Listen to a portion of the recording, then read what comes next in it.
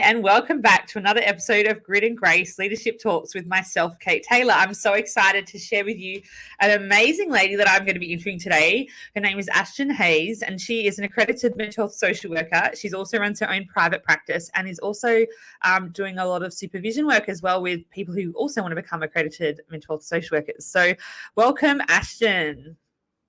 Kate, thank you so much for having me. I'm thrilled to be here. Oh, it's so nice to connect with you because obviously we've known each other. We're just saying for 8 years now. We have been in each other's network. So, yeah, and you were saying I was pregnant with my daughter and now she's almost 8. So there we go. It's been a while. And it's so nice. Yeah, because I used to recruit staff for you when you're at a not-for-profit.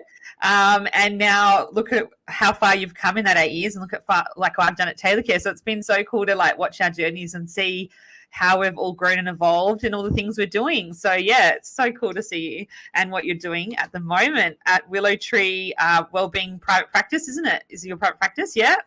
That's right. Yes, it is. Yep. And so you're doing a lot of different things. And I thought it would be great. A lot of the things we're doing today with our Grit and Grace Leadership Talks is around that grit and grace and leadership and life. And so I thought you would be a great example of that in the work that you do and how you've juggled it all. And I would love to know a practical question around what do you do to set up your day for success and to kick the goals you want to achieve in life and business? So I think like a lot of my colleagues and contemporaries, good coffee is a really big part of the start of my day. Yeah. I have to have good coffee. And I'm just going to reveal everything now and say that I do have a double shot first thing in the morning. Ooh, okay. So that kind of gets me going. But one of the little rituals that I started for myself at the start of the year, and I saw someone on socials doing this, and I just thought it was such a great idea, is that I do 10 minutes of journaling and 10 minutes of reading in the morning. So I like that. Yeah, my morning reading is more about things about running my business or about training in mental health or supporting my staff and my team and, of course, the people who come to see me for help. And so I find that if I do that reading in the morning, for whatever reason, I seem to retain it a little bit better. At nighttime, I'm more of a fiction reader. So mornings I feel pretty fresh. So I just do that little bit of reflection and then that little bit of reading and of course the coffee, and then I'm good to go for the day. Yeah, good to go. I love that. Such a good way to kind of ground yourself, energize yourself, and just get yourself in the right zone for what you have to achieve that day. So I like that idea. And can you tell us, obviously, you've gone through a lot in your career. Could you give us a bit of a rundown of your career path and kind of how did you get to what you're doing right now?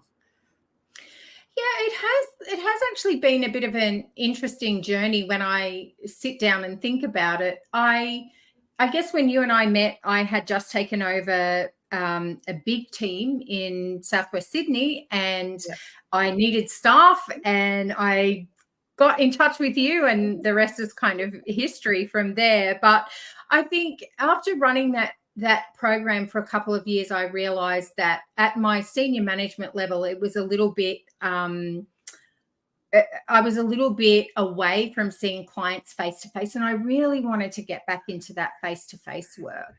And so that's what started my mental health accreditation journey. But then I realized as a person who tends towards natural leadership, I wanted my own practice. Working in a system and working for other people didn't quite sit with me. I'm a social worker, but and as part of that, I'm also a creative sort of person, and I wanted to create a particular space for my clients. And so I had been applying for jobs here and there and not getting them. I was looking for something part-time so that I could do that and start a private practice. And I kept missing out on jobs, and that's not usual for me. Usually I only go for jobs that I'm pretty sure I'm going to get. And I took that. I was like, universe, what are you trying to tell me? And I just jumped straight into private practice. And so I'm a trauma specialist, and I just loved that I could see the clients that I wanted to see and support them with those interventions. But then I started to realize, and as you would know, supervision has always been a part of my work in those senior roles. But then I started to think, hang on a second, I had a lot of trouble finding the right kind of support when I went for my mental health accreditation. And so I started to specialize in that area with social workers. I mean, I love social workers. I love to support them. And so I kind of went from wanting to go into private practice to now having this place that's counseling and consulting and supervision, and even we now have an EAP part to our program. So yeah, it's been an interesting, windy journey, but I think everything that's happened so I would end up where I am right now. Oh, I love that. And it's such a cool story to hear about how, like it hasn't always been easy, and there's been highs and lows, I imagine, running a business just like I've been through. But getting all the tools and skills and opportunities you've had come to you have opened up to do what you're doing now. And sounds like you're really enjoying that and doing a variety of different things. So can you tell us a little bit more about what you mentioned, the trauma side and the EAP and a few other things? Can you tell us a little bit more about Willow Tree and what do you guys specialize in? Sure. So at Willow Tree Wellbeing, we have my consulting, which is called Ashton Hayes Consulting. That kind of sits under the Willow Tree Wellbeing banner. We also have the trauma clinic here in regional New South Wales. So I used to be in Sydney, which is how I knew you, and now I've moved down to the country for a bit of a tree change. And so we have the trauma counselling. We also work with children and young people. So I've got a wonderful person on site that helps with that. But I also have a team of supervisors who work with me and other agencies where we specialise in supporting frontline staff. So everyone on my team has had experience working on the front line, whether it's domestic and family violence or child protection work, out of home care, that kind of thing. Everybody is supervised and trained by me, and we go out with that first-hand knowledge, I guess, of supporting other people, social workers predominantly, but anyone really who works on the front line. Wow. Yeah, that's such a broad range of things that you have to do and cover through your business. And so probably have you found that it's grown and evolved organically through like different requests or different seeing a need? Like how have you decided which angle to go down? Well, I think initially it's funny when I look back about my original plans were around, at that time I had young children and I wanted to be able to be a little bit flexible, and I envisaged sitting in my clinic, which I had made up, looking pretty and smelling pretty, and just being a really warm and welcoming trauma-informed space. Yeah. And I just thought that that's what I would do. But being somebody who likes to be creative, I started to notice areas that were open, I guess, gaps that needed to be filled. And that was my own experience. And so I didn't want other social workers to go through what I went through. And so I created, I started with a Facebook group, and then I was doing the supervision, and now I've written ebooks and I have online courses, and it's just kind of grown that way. And so now we have essentially the counseling side, where we still do all of that trauma-informed support, but we also have the consulting and the EAP and the training, and that's trauma-informed as well. Yeah. So it all comes under that trauma-informed umbrella. Yeah, I know. That's amazing. It's like you've kind of brought together what you did in the not-for-profit world, working with kids in child protection, out of home care, who have come from those trauma backgrounds, like you said, see the gap and see where the need is and be able to bring that into a really therapeutic service that you're offering now to the market. So, and it's brilliant now. I guess COVID's also opened it up so that you could be based anywhere. So you can do like teams or online or services and sessions and things. So it gives you more options to be based where you want to be rather than having to be in Sydney. So that's also amazing that you've been able to adapt it to your lifestyle that you're looking for. So, that's amazing. And obviously, with juggling, work and life and business, even someone who specializes in trauma, I'm guessing there's going to be things you have to have in your life to help you thrive in your mental health and well-being. Could you give us some tips on things that you do that help you in that space? Yeah, absolutely. And, you're so right. Even though you work in that area and you have, you're aware of it and mindful around it, there are still times when you're both working in and on your business that overwhelm happens, crises happen, people need your support and you're pulled in a lot of directions. So I guess one of the things that I like to do is sort of a nourishing movement. So I'm the kind of person who is very comfortable on the couch, but if I spend too much time on the couch, it just does not serve me well at all. So about a year ago, I got into Reformer Pilates, which I just absolutely love. And I love the story. I recently heard the story about the creator of Pilates. And I just really loved his philosophy behind it. So that actually was created, I believe, I hope I'm not misremembering this, but it was created in a concentration camp or a prison camp to help, the mental health and the movement.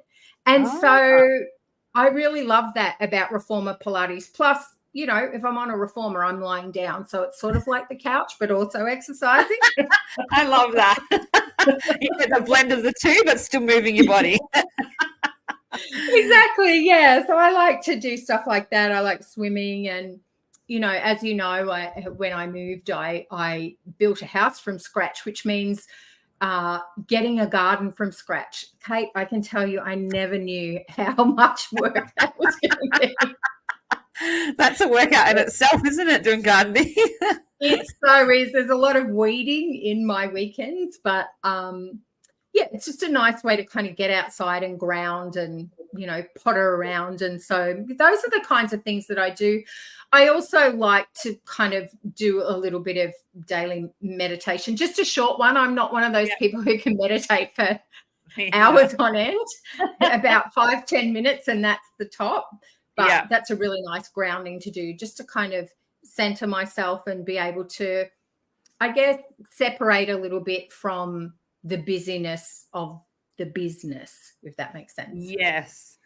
I know. And that's the thing. It's like trying to find even micro moments where you can do some breathing or some exercise. There's they reckon 90 seconds is even enough to kind of rewire the pathways in your brain. And I heard recently at a talk. And so it's like, what can you do in those micro seconds or those micro minutes in your day where you could do something active, or, whether it's just do some breath work before a really big meeting, or, just do stand up and, walk around for 90 seconds, or do a wall sit like while you're on the phone or something, trying just different things to try and keep you moving, but looking after yourself. And it means it doesn't matter how busy you are.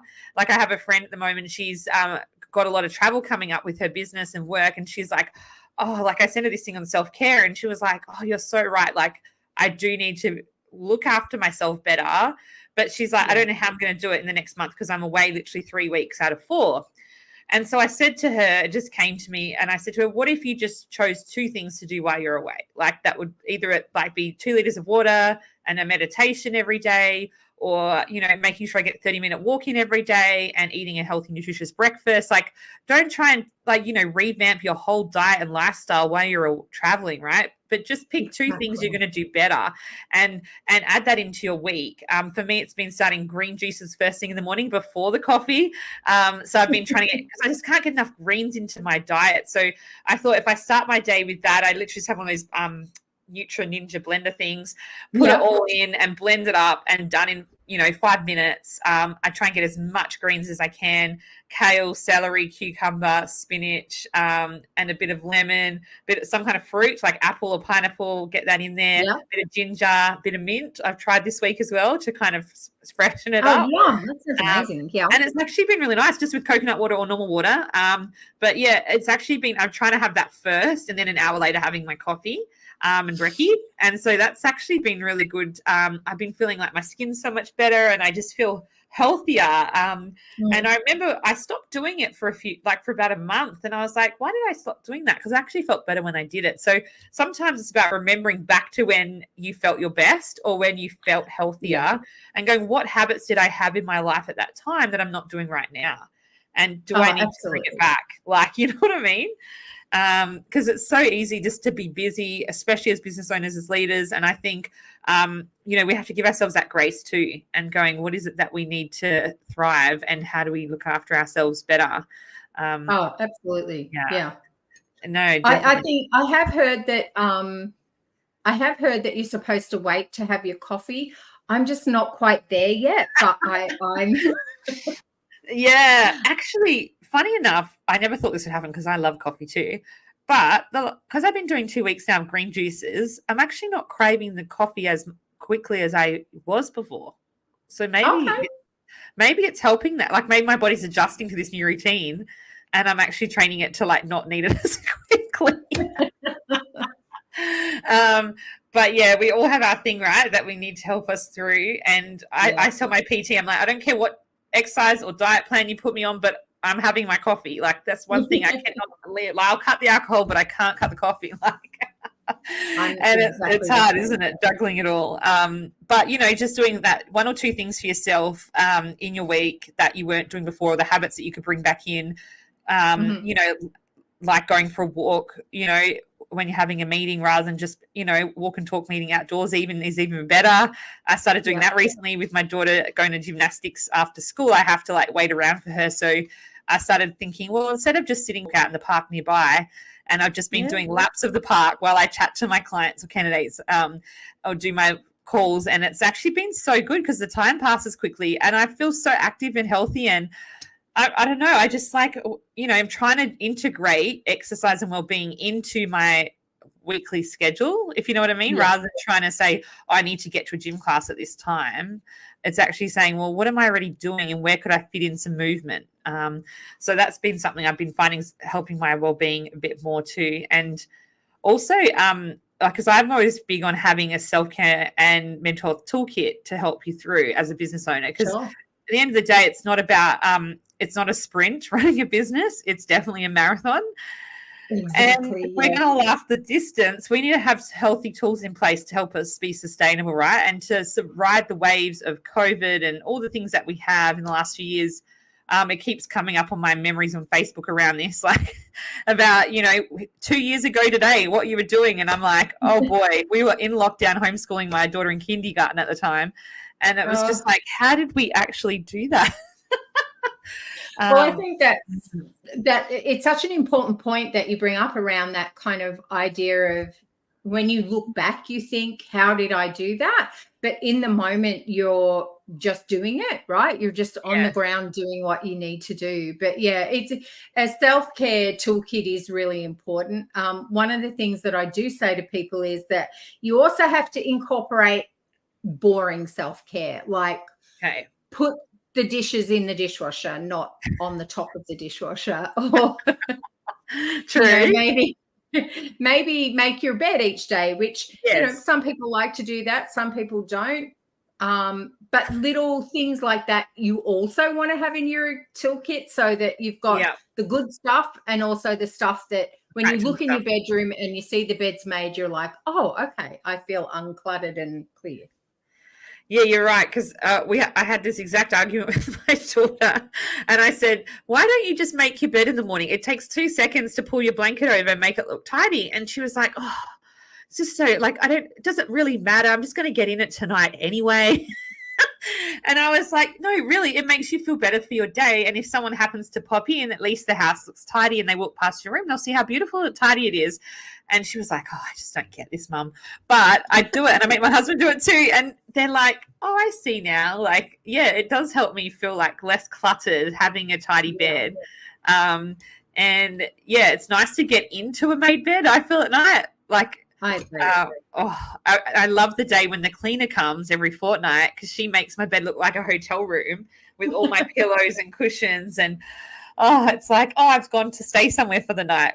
Yeah. And that's important too, to kind of just feel a little bit pampered and taken care of, I think. Yeah, it's so good. And what advice would you give to anyone that's thinking about going into private practice or, going into this training and support kind of space in the sector? Where would they start and what would you suggest they do?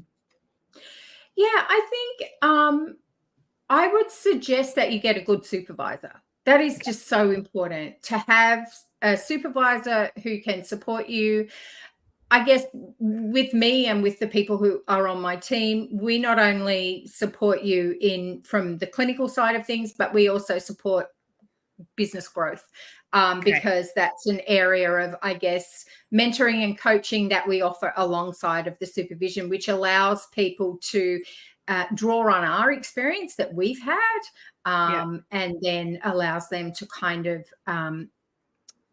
I guess it's almost like a 2-for-1. They get both levels of support. So that's really important. And I think don't do what I did. I had an idea in my head, but I wish I'd had a little bit more of a plan. Okay. Because I kind of tend to have a little bit of shiny object syndrome where I'm like, oh, that's pretty. I'll go with that. And sometimes it's good to have a grounding presence in your life who helps kind of bring you back and say, you don't have to be a magpie chasing all of the pretty things. You can focus on one thing. And I have a couple of people in my life that support me with that. And that has made a huge difference. So yeah, just a little bit of planning, and don't be afraid to spend a little bit of money on consultation and support. I know it can feel scary, particularly when you're a social worker and you're not used to having the big bucks, because that's not how social work goes. And it can feel scary to invest, but not only are you investing in yourself, but you're investing in the people who are going to come and use your business. Yeah, I agree. I was the same. I only found out about business coaches and leadership coaches and things like probably 5 years into my business. But I did at the start of my career at running Taylor Care. Our industry body, the RCSA, has like a mentor program. So it was a free program, and someone experienced in the industry would mentor someone like me who was starting out running my business. And we would meet once a month for a year. And that was something I thought was good. And I started with that. So that kind of eased me in, I guess. But that was really insightful because, like you said, it gave you that accountability. It gave you that kind of direction and kind of where to put your energy. Because I know at the start too, I was like, I want to do everything. I want to take over the world. And I didn't really have a plan either. And I thought I had a business plan, but, I barely looked at it after I created it. So, yeah, I think someone that's just can keep you accountable and kind of guide you as well around what's worked and what doesn't work. Is so important. And that networking in the industry as well. I wish there was more of it we could do. We've had some meet and mingles events that we've tried to do with our social work group on Facebook, which has been brilliant. But and I thought about maybe trying a virtual one potentially or something like that. So people in different areas of Australia could all come together and join. So that's kind of my next idea that I think I'll work on. But yeah, it's about kind of creating that connection and community, isn't it? So it's so important, to get through what we've got to do in life and business. I think it's important to have that support. So yeah, definitely agree with that one. And in terms of just to finish off, what would you say is your favorite quote that kind of showcases that grit and grace in leadership and life?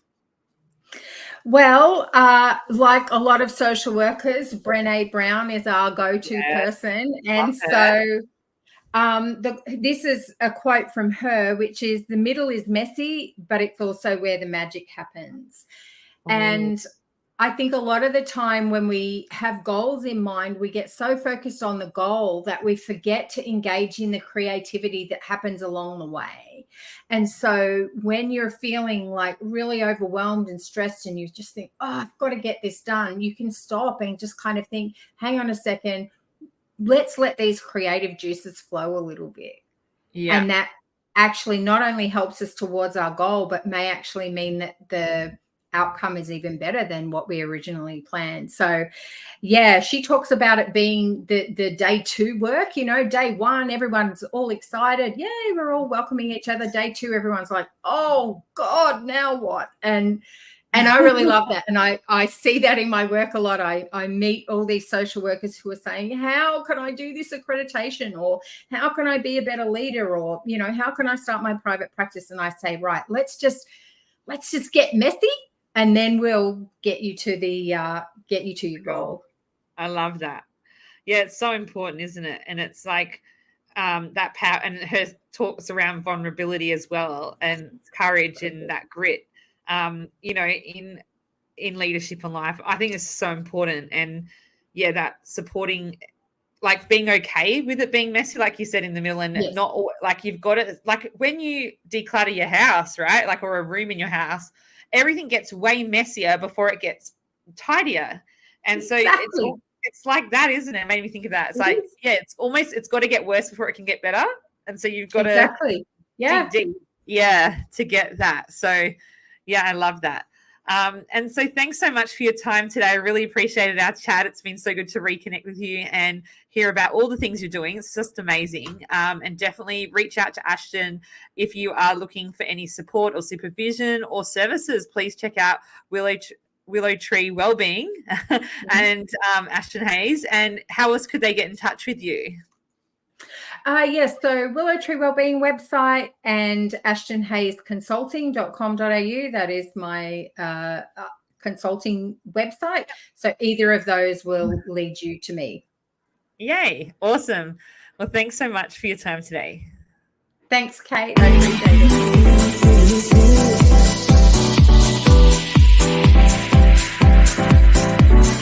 Telling me to dance, taking a chance.